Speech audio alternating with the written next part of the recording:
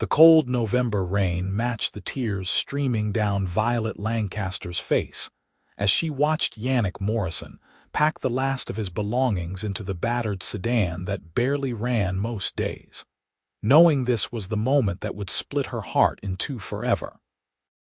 He turned to look at her one final time, his green eyes searching hers for any sign that she might change her mind, that she might ask him to stay, that she might believe in the impossible dream he carried in his chest like a living thing. But Violet had practiced this moment in her mirror for weeks. She kept her expression neutral, her hands steady at her sides, even as everything inside her screamed to run to him. "You really think this is it?" Yannick asked, his voice rough with emotion. "5 years together, and you are just going to let me walk away?" "I am not letting you do anything," Violet said quietly. "You made your choice. The restaurant job in Los Angeles with no guarantee, no backup plan, just a dream of opening your own place someday." "I cannot build a life on maybes and somedays, Yannick. I am going to make it, Vi. I swear to you I am going to become someone. I am going to build something so big that everyone will know my name. And when I do, I want you there with me." She shook her head slowly. "I want stability. I want to buy a house, have kids, know where my next paycheck comes from. Your dreams are too big for someone like me. I need something real, something I can hold on to." The words were carefully chosen because they were partially true. What she did not say, what she could never say, was that his mother had visited her 3 days ago. Patricia Morrison had sat in Violet's tiny apartment with her designer handbag and her perfectly coiffed hair, and she had laid out the truth with surgical precision. "My son has a gift," Patricia had said. "A real chance to become something extraordinary, but only if he is not weighed down. You are a sweet girl, Violet, but you are ordinary. You work at a call center. You have an associate's degree from community college." Yannick comes from a family of entrepreneurs and innovators. His father built a tech company from nothing.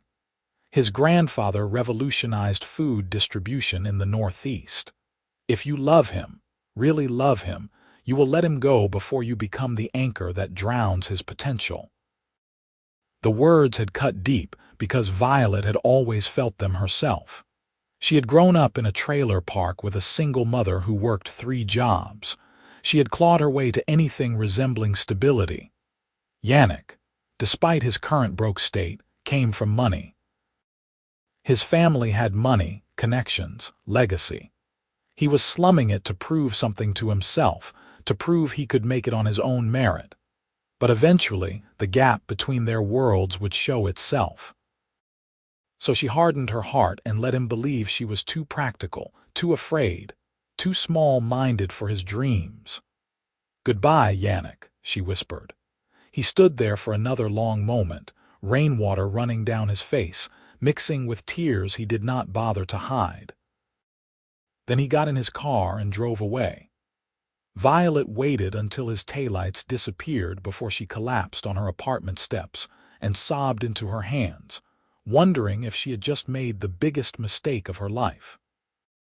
10 years later, Violet sat in her small but tidy house in their hometown of Portland, Oregon, scrolling through her phone while her best friend Cassidy talked about her latest dating disaster. Violet had stopped really dating about 7 years ago. A few relationships had come and gone, but nothing ever felt right. Nothing ever felt like it had with Yannick. "Are you even listening to me?" Cassidy demanded, throwing a throw pillow at Violet's head. Sorry. What did the guy do?" He showed up wearing a shirt with his own face on it. His own face, Vi, like some kind of narcissistic merchandise of himself.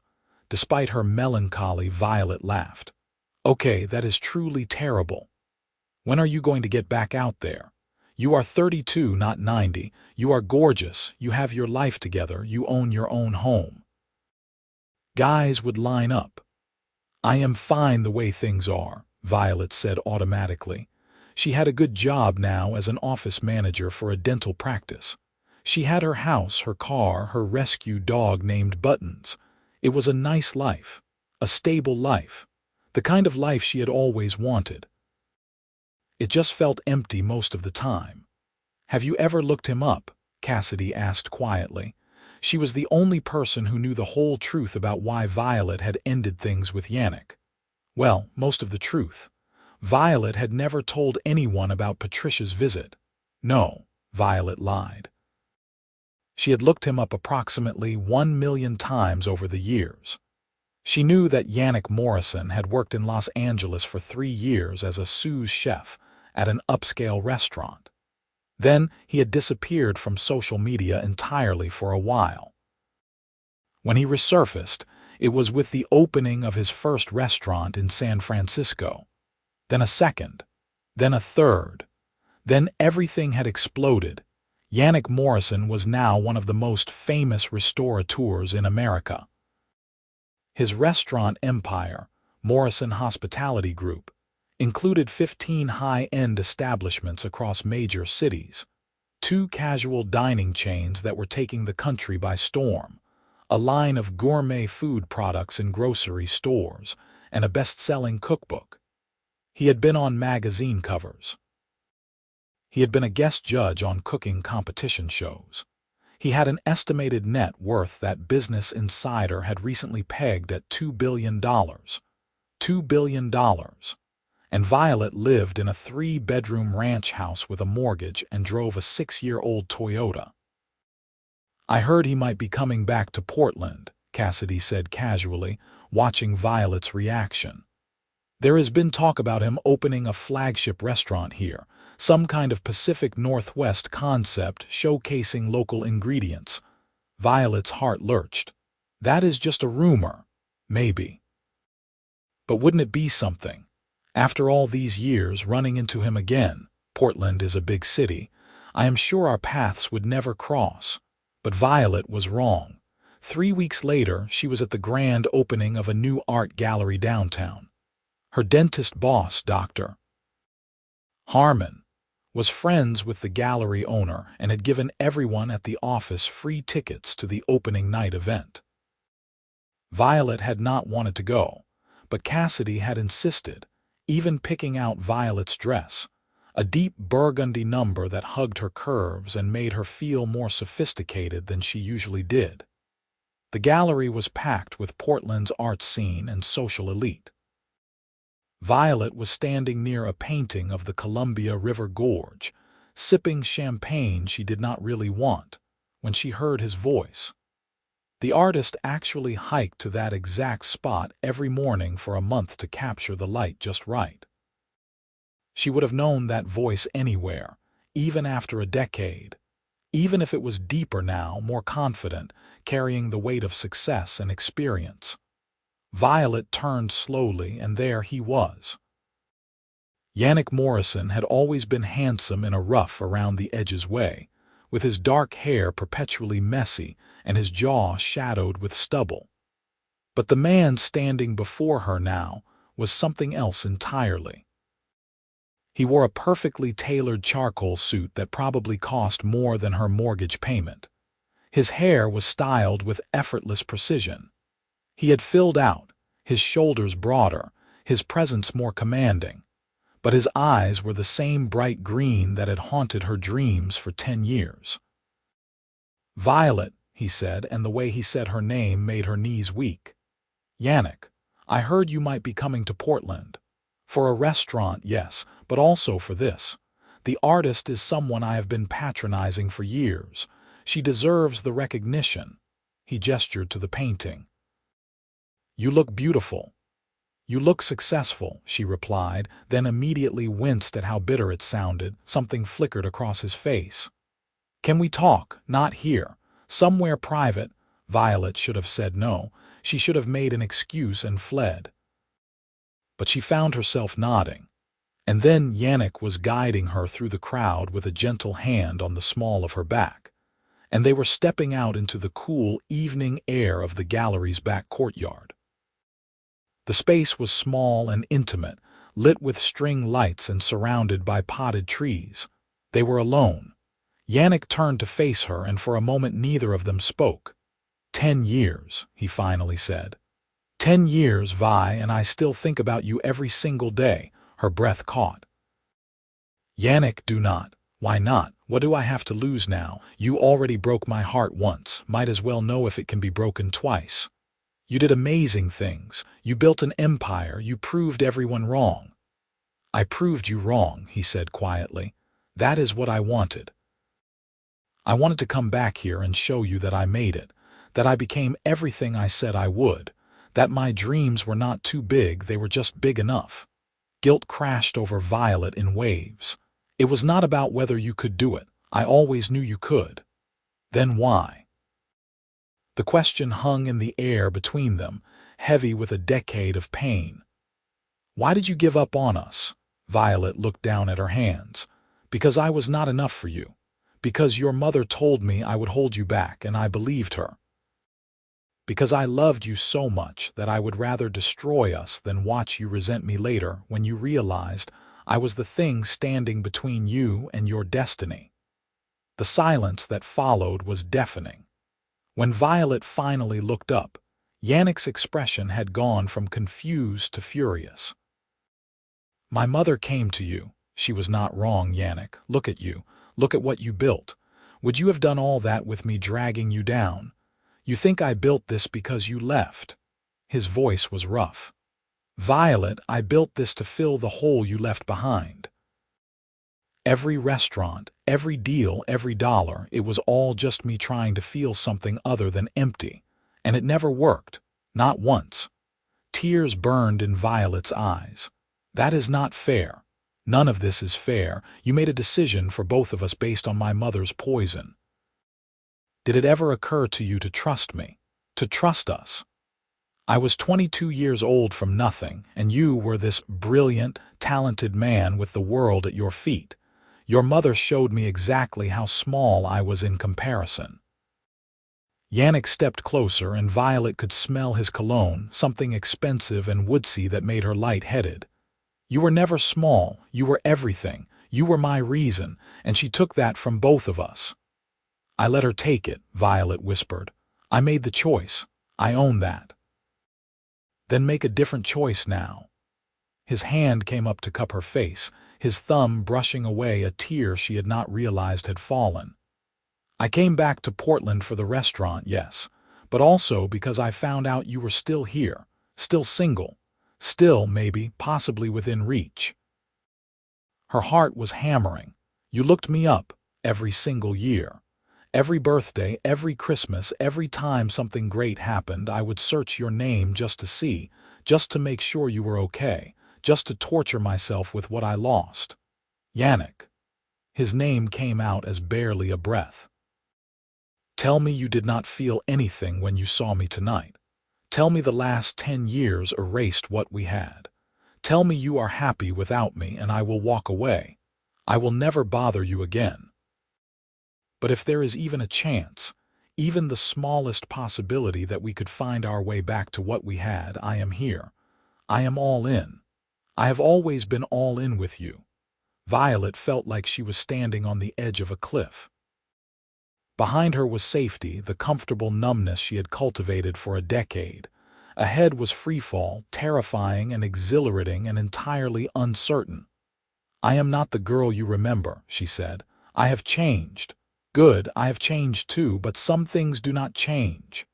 His eyes searched hers. Do you still take your coffee with too much cream and not enough sugar? Do you still sing off key in the shower? Do you still scrunch up your nose when you are thinking hard about something? Despite everything, Violet felt a smile tugging at her lips. Yes to all of the above. Then we have got a foundation to build on. He was close enough now that she could feel the warmth radiating from him. Let me take you to dinner tomorrow.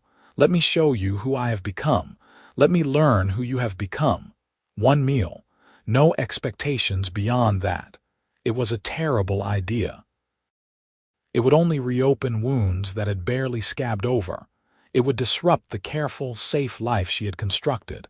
It would be reckless and foolish and completely insane. Okay, Violet heard herself say. One dinner.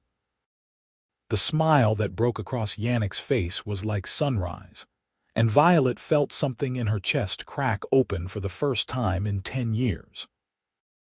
The next evening, Violet tried on approximately 14 outfits before settling on dark jeans and a cream-colored silk blouse that Cassidy swore made her look effortlessly chic.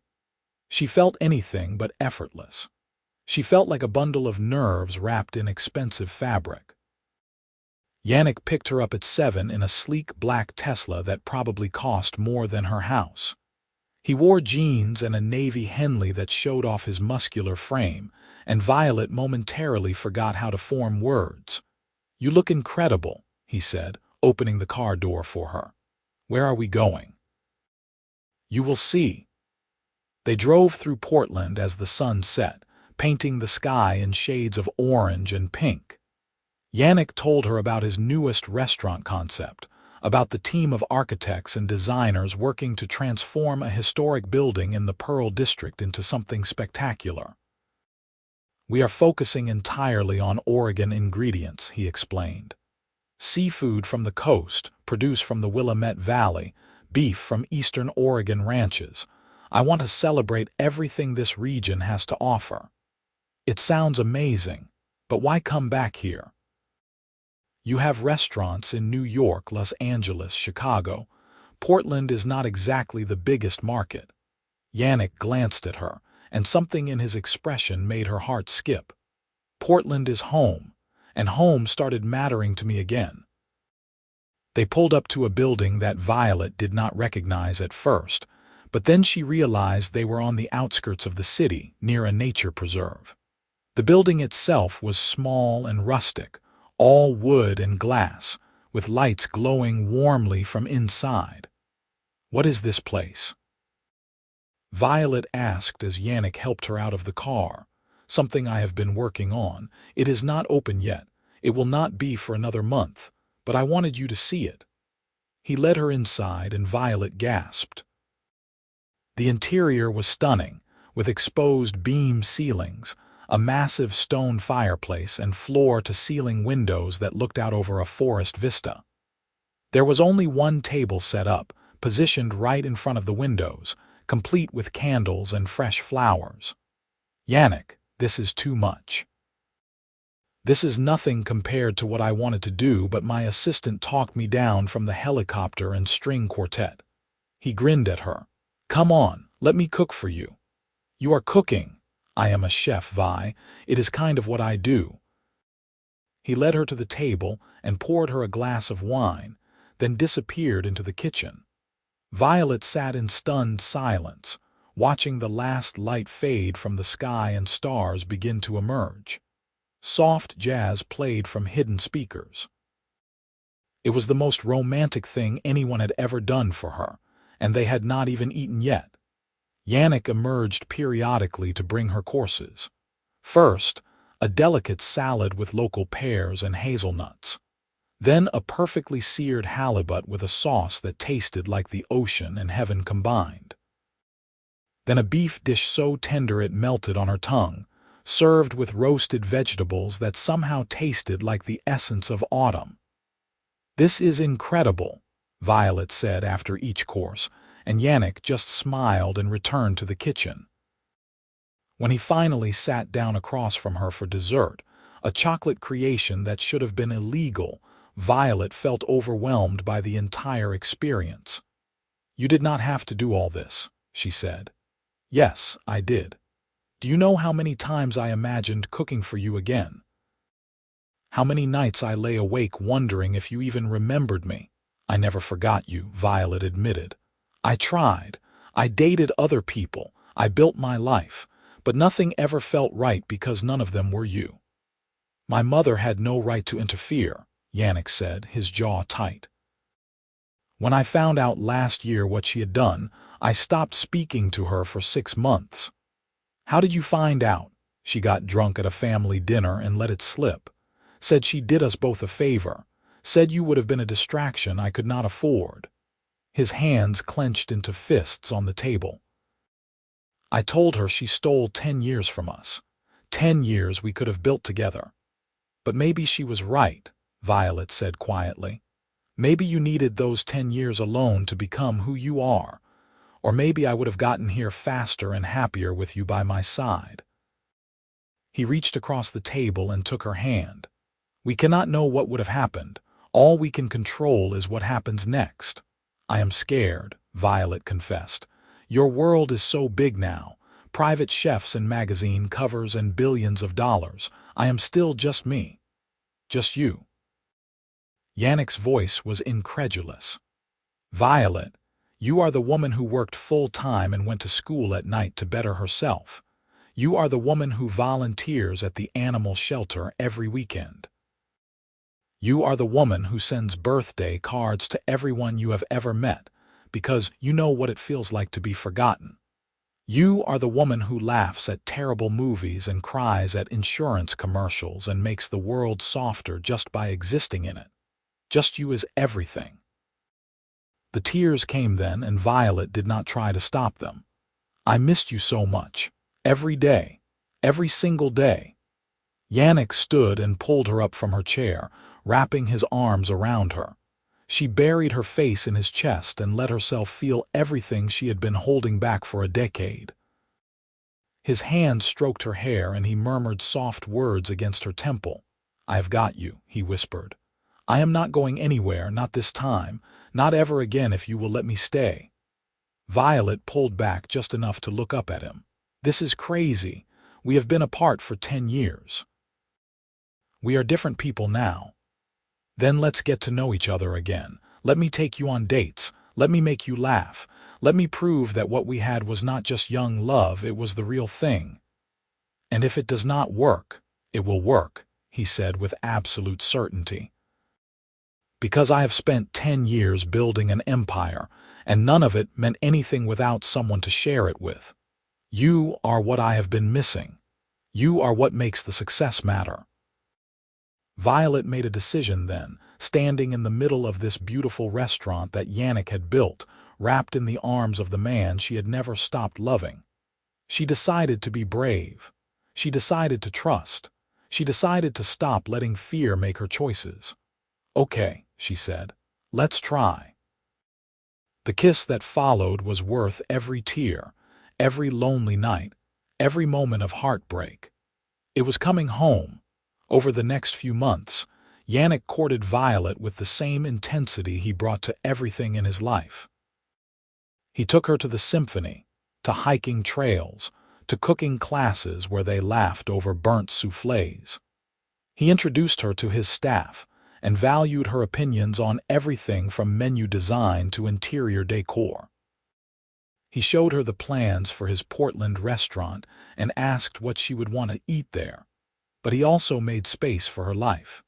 He came to her office holiday party and charmed all her co-workers. He walked buttons around the neighborhood. He helped her repaint her living room. He made it clear that his world was hers, but her world mattered just as much. They talked about the missing years with a therapist Yannick had been seeing since his divorce. Violet learned that he had been married briefly in his late 20s to a woman who worked in his industry, and that it had ended amicably when they both realized they were better as business partners than spouses. The revelation had stung for approximately 5 minutes before Violet acknowledged her own hypocrisy, given her past relationships. The therapist helped them work through the pain of his mother's interference, the years apart, the fear of loss. Patricia Morrison had reached out several times, wanting to apologize, but Yannick refused to facilitate a meeting unless Violet wanted one. Violet was not ready yet, and maybe she never would be. Some wounds took a long time to heal. Christmas came, and Yannick invited Violet to spend it with him at his cabin in the mountains. It was the first time they had been truly alone together for more than a few hours, and Violet was nervous. The cabin turned out to be a luxurious lodge with 6 bedrooms, a chef's kitchen, and a view that belonged on a postcard. Yannick gave her a tour, then showed her to a guest room. I am not assuming anything, he said. We can take this as slow as you need. But that night, after they had cooked dinner together and sat by the fire drinking wine and talking until late, Violet knocked on his bedroom door. When he opened it, wearing just pajama pants and looking rumpled and perfect, she stepped inside and closed the door behind her. "I do not want slow anymore," she said. The next morning, Violet woke up wrapped in Yannick's arms, sunlight streaming through the windows, and felt more at peace than she had in years. He was already awake, watching her with a soft expression. "Good morning, beautiful." "How long have you been staring at me?" "Not nearly long enough." He kissed her forehead. "I love you. I know it is maybe too soon to say that again, but I do. I never stopped." "I love you too," Violet whispered. "I think I have been in love with you for 10 years. I just tried to pretend I was not." "No more pretending." "No more pretending," she agreed. They spent the rest of the holiday in a blissful bubble, cooking elaborate meals, taking long hikes through snowy woods, making love in front of the fireplace. Yannick told her stories about celebrity chefs he had worked with, about business deals gone wrong, and then right, about the exhaustion and exhilaration of building something from nothing. Violet told him about her mother's passing 3 years ago, about buying her house, about the small victories and defeats that made up an ordinary life. "It is not ordinary," Yannick insisted. "It is your life. That makes it extraordinary." When they returned to Portland after New Year's, Violet found herself spending more nights at Yannick's downtown penthouse than at her own house. He was traveling less now, consolidating his business operations and delegating more to his executive team. The Portland restaurant was his focus, and he wanted to be present for every detail. "Move in with me," he said one morning in February as they made breakfast together. Violet paused in the middle of flipping a pancake. "What? Move in with me? Officially?" "Bring buttons, bring your furniture, bring everything. I want to wake up with you every morning. I want to come home to you every night. I want this to be our place, not just mine." "Yannick, I own a house. Rent it out, sell it, keep it as an investment. I do not care. I just want you here." Violet bit her lip. "It is fast. It is 10 years too slow." He turned off the stove and pulled her close. "I know what I want, Vi. I have always known I want you. I want a life with you. I want to build something together that is ours, not mine or yours, but ours. Tell me you want that too." She did want it. She wanted it so much it terrified her. "Yes. Okay, yes." His kiss tasted like syrup and promises. Moving in together was easier than Violet expected. Yannick hired movers and handled everything, insisting that she not lift a finger. He cleared out half his closet for her clothes, made space in his home office for her desk, and installed a doggy door for buttons.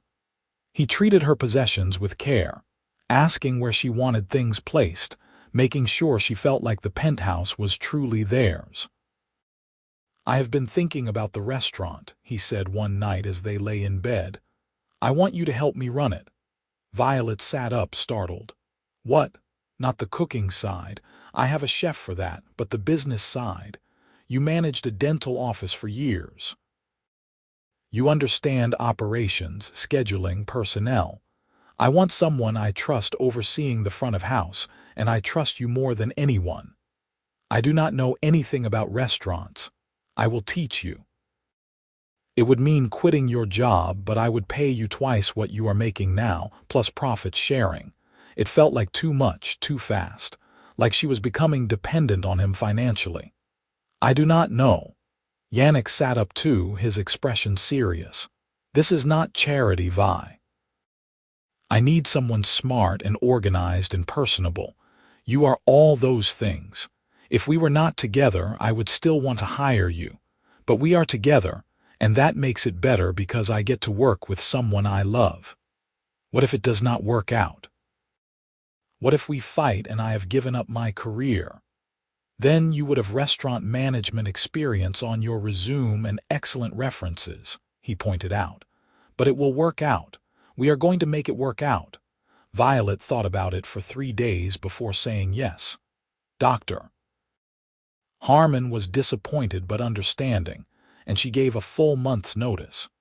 Her co-workers threw her a goodbye party, and Cassidy gave a tearful speech about how Violet deserved every happiness. The restaurant opened in May to massive fanfare. Food critics came from across the country. Celebrities flew in for the launch party.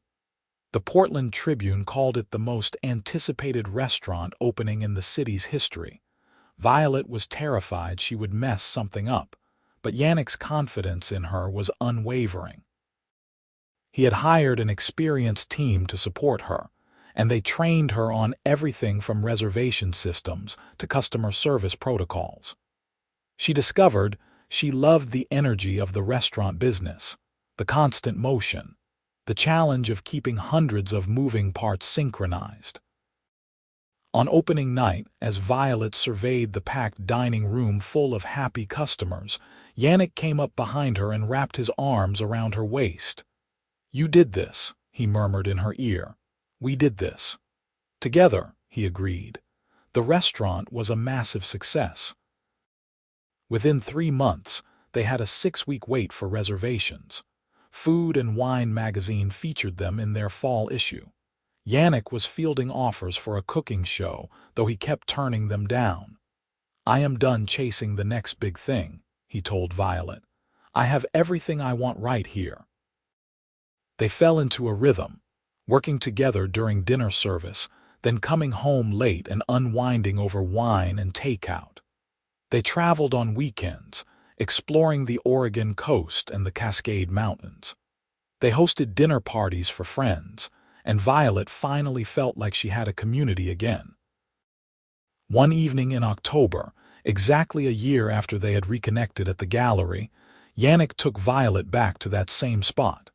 The gallery was closed, but he had arranged with the owner to let them in after hours. "Why are we here?" Violet asked as he led her through the empty space. "Because this is where we started over," Yannick said. "And I wanted to be here when I asked you to marry me." Violet's breath caught as he dropped to one knee, pulling out a small velvet box. Inside was a ring that sparkled even in the dim gallery lighting, a princess-cut diamond surrounded by smaller stones. "Violet Lancaster, I have loved you since I was 22 years old. I loved you when I was broke and dreaming big. I loved you when I thought I had lost you forever.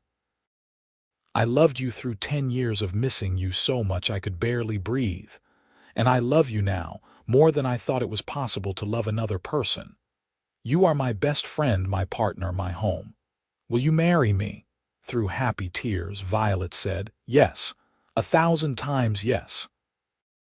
The wedding took place the following June in the same rustic restaurant where Yannick had first cooked for her. They kept it small, just close friends and family. Cassidy was Violet's maid of honor. Yannick's business partner stood as his best man. Even Patricia Morrison was there, looking uncomfortable but genuinely remorseful. She and Violet had finally had a conversation, mediated by the therapist, and while Violet was not ready to forgive entirely, she was willing to move forward for Yannick's sake. Violet wore a simple lace gown and wildflowers in her hair. Yannick cried when he saw her walking toward him. The ceremony was short and sweet, focused on the promises they made to each other, to choose each other every day, to build a life of love and partnership, to never let fear or pride or outside voices come between them again. At the reception, Yannick gave a toast. 10 years ago, I lost the love of my life because we were both too young and too scared to fight for what we had. I built an empire trying to fill that hole, and none of it mattered. Money cannot buy happiness, but it can buy a really nice restaurant to win back the woman you love." Everyone laughed. "Violet, you are my everything. You are why I wake up in the morning and why I come home at night. I wasted 10 years without you, and I do not intend to waste another minute. Here is to forever." Violet wiped away tears as everyone cheered. Their honeymoon was 3 weeks in Italy, eating their way through Tuscany and the Amalfi Coast. Yannick took notes on regional dishes and local ingredients, already planning new menu items. Violet soaked in the sun, and the wine and the simple joy of being with the man she loved, with no responsibilities except enjoying each other. They returned to Portland tanned, and happy and ready to start their next chapter. Yannick had been talking about expanding slower, being more intentional about work-life balance. He turned down several lucrative opportunities to focus on what really mattered. A year into their marriage, Violet found out she was pregnant. She had been feeling off for weeks, exhausted and nauseous before finally taking a test. When she told Yannick, he picked her up and spun her around, laughing with pure joy. "We are having a baby. We are having an actual baby." "Please put me down before I throw up on you," Violet said, but she was laughing too. Pregnancy was hard. Violet had terrible morning sickness that lasted all day, and her feet swelled so badly she could only wear flip-flops by the 3rd trimester. But Yannick was devoted, bringing her ginger tea and crackers, rubbing her feet every night, talking to her belly about all the recipes he would teach their child someday.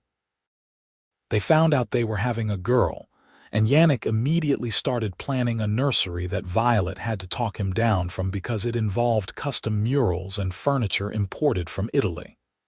"She is going to be a baby," Violet pointed out. "She will not care about Italian craftsmanship. Our daughter deserves the best. Our daughter deserves parents who are not exhausted and broke from decorating her room." Yannick laughed. "Okay, fair point. We will keep it reasonable." Their daughter, Rosalie Patricia Morrison, was born on a snowy January evening after 14 hours of labor. She came into the world screaming, with a full head of dark hair and her father's green eyes. Yannick held her with shaking hands and tears streaming down his face. "She is perfect," he whispered. "You are perfect. I love you both so much." Violet had never seen him so vulnerable, so completely undone by love. It made her fall for him all over again. The first months of parenthood were exhausting and chaotic and wonderful. They took turns with night feedings, stumbled through diaper changes, and marveled at every tiny milestone. Yannick cut back his hours at work, hiring more staff so he could be home more. Violet took 6 months of maternity leave, and when she returned part-time, they hired a nanny to help. Rosalie was 2 months old when Cassidy asked Violet if she had any regrets. About what? About letting Yannick go the first time. About those 10 years apart. Violet looked down at her daughter sleeping in her arms, then over at Yannick, who was in the kitchen making dinner and singing off-key. She thought about the journey that had brought them here, all the pain and growth and hard-won wisdom. "I used to," she admitted. "I used to think about those lost years and feel sick about it. But now, I think maybe we needed that time. Maybe we needed to become who we were meant to be before we could build this life together. I am not the insecure 22-year-old anymore. He is not the angry dreamer trying to prove himself. We are partners now, equals. We chose each other with clear eyes and full hearts." "That is very poetic," Cassidy teased. "I have been reading a lot of parenting books. They are making me philosophical." When Rosalie was 6 months old, Yannick surprised Violet with news that he had bought the house next door to his Portland restaurant and was converting it into a home for them. "The penthouse is great, but I want Rosalie to have a yard. I want a garden where we can grow vegetables for the restaurant. I want space for more kids if we decide to have them. I want a place that feels like ours, that we build together from the ground up." They moved into the new house when Rosalie was a year old. It was a beautiful craftsman with original woodwork and a huge backyard. Violet planted roses and herbs. Yannick built a treehouse. They hosted birthday parties and barbecues and holiday dinners. It became the heart of their life, the place where everything good happened. 2 years later, they had a son, James William Morrison, who looked exactly like Violet with blonde hair and blue eyes.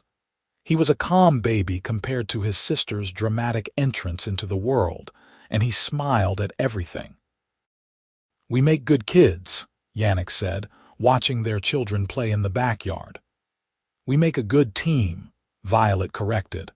On their 5th wedding anniversary, Yannick closed the restaurant for a private party.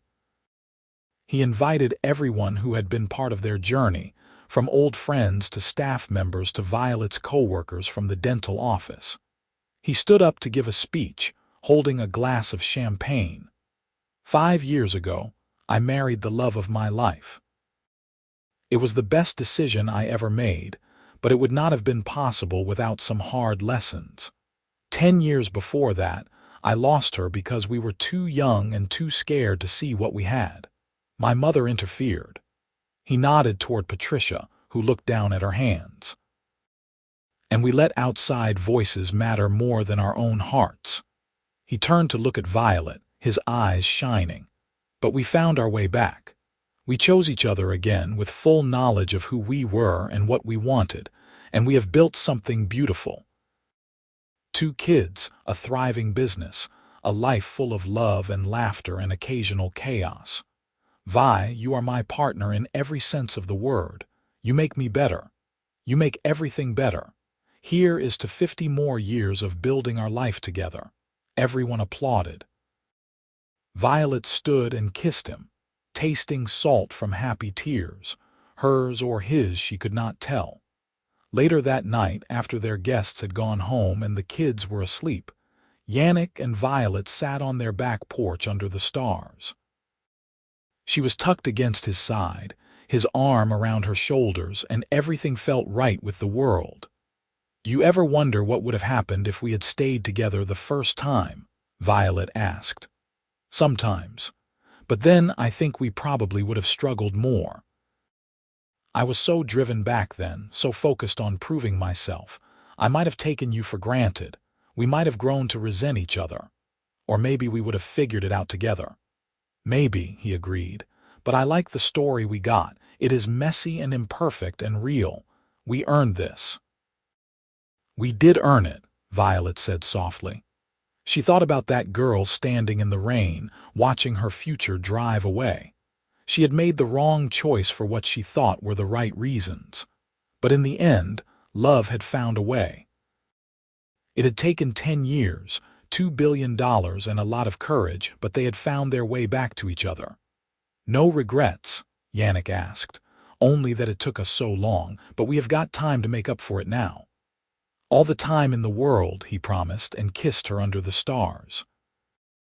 Years continued to pass, marked by school plays and restaurant expansions and family vacations. Rosalie grew into a confident 7-year-old who announced she wanted to be a chef like her daddy. James was 5 and obsessed with dinosaurs. Violet eventually took over operations for 3 of Yannick's restaurants, discovering she had a real talent for the business side of hospitality. Yannick scaled back his media appearances, turning down television offers to focus on his family and his existing restaurants rather than constantly expanding. He was worth even more now, investments and real estate adding to his fortune, but he wore his wealth lightly. They lived well but not ostentatiously, teaching their children the value of hard work and giving back. They donated generously to culinary schools and scholarships for underprivileged students. They supported local farms and sustainable agriculture initiatives. Yannick used his platform to advocate for fair wages in the restaurant industry. Violet volunteered with organizations helping young women from backgrounds like hers access education and opportunity. On the 10th anniversary of Reconnecting at the gallery, they went back one more time. The same artist had a new show, and Yannick had purchased a painting as a surprise for Violet, the forest view from their restaurant. "So we never forget where we came back together," he said. They stood in front of it, his arms around her, and Violet felt the weight of their journey. All the pain and separation, all the growth and success, all the love they had found and lost and found again. It had shaped them into the people they were meant to be. "I would do it all again," Violet said quietly. "Every hard moment, every tear, every lonely night. If it led me back to you, I would do it all again. Even letting me go the first time, even that, because you are right. We needed to become who we were meant to be, and now we get to be those people together." Yannick kissed her temple. "Forever, forever," she promised. They walked out of the gallery hand in hand, heading home to their children, their life, their beautifully imperfect happily ever after. The story had started with a goodbye in the rain, but it would never end. Every day was a new chapter, a new choice to love each other, to build together, to be grateful for the journey that had brought them home. Some dreams were too big for one person, but together they could hold anything. Together, they could build a life beyond even the biggest dreams. Together, they were exactly enough. Violet looked at her husband, the billionaire who had come back for her, and saw the same broke dreamer she had fallen in love with at 22. Success had not changed his core, had not made him someone else. It had just given him the resources to show her how deep his love went, and she had changed too. She was not the scared girl who believed she was not good enough. She was a woman who knew her worth, who had built her own success, who stood beside her partner as an equal. They had both grown into people capable of sustaining the kind of love they deserved. Years later, when Rosalie was 16 and applying to colleges, she asked her mother about relationships and love and how you know when it is real. Violet thought carefully before answering. "Real love comes back," she finally said. "It survives time and distance and mistakes. It grows with you instead of holding you back. It makes you braver and stronger and more yourself. Your dad and I lost each other once, but love brought us back together. That is how I knew it was real." "That is pretty romantic, Mom." "Your dad is pretty romantic. Do not tell him I said that, though. His ego is already big enough." They both laughed. That night, Violet told Yannick about the conversation. They were in their bedroom, that sacred space that belonged only to them, and he pulled her close. "Our kids are going to be okay," he said. "They have seen what real partnership looks like. They know what it means to choose each other every day." "We got lucky," Violet murmured. "A lot of people do not get second chances. It was not luck, it was love, it was worth. It was refusing to settle for anything less than everything." His hand cupped her face. "I loved you at 22. I loved you at 32, and I will love you at 82. Some things are just meant to be. Even when they take the long way around. Especially then," he said, and kissed her with the same passion he had shown that first night at the restaurant, proving that some fires never burn out, they just wait for the right moment to reignite. Outside, rain began to fall, but this time Violet was not standing in it watching love drive away. This time she was wrapped in the arms of the man who had crossed oceans and built empires and waited 10 years just to find his way back to her. This time, love was staying. And that made all the difference.